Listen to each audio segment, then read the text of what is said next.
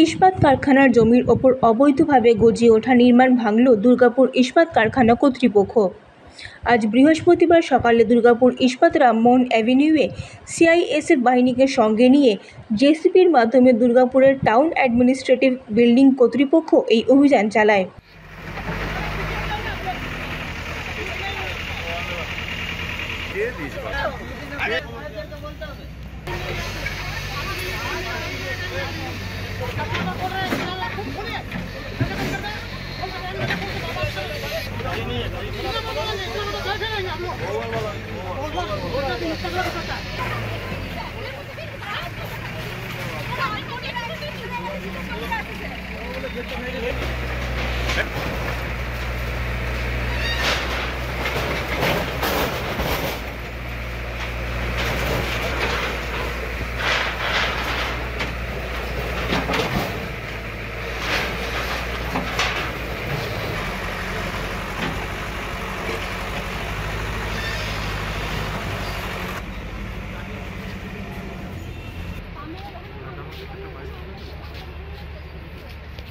Durgapur town administrative বিল্ডিংয়ের আধিকারিক প্রিয়ব্রত বটব্যাল বলেছেন, আগেই বাড়ির মালিককে এই বিষয়ে নোটিশ দেওয়া হয়েছিল, কিন্তু তাতে কোনো কর্ণপাত করা হয়নি।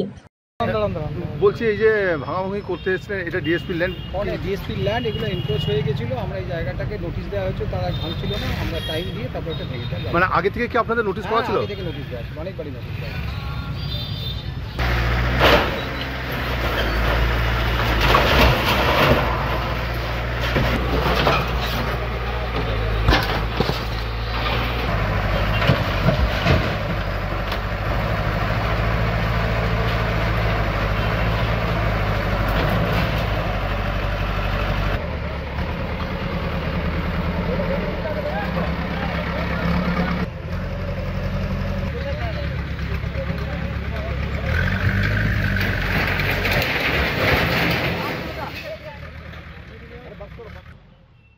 দুর্গাপুর থেকে নিজস্ব প্রতিনিধির রিপোর্ট, এএনএম নিউজ।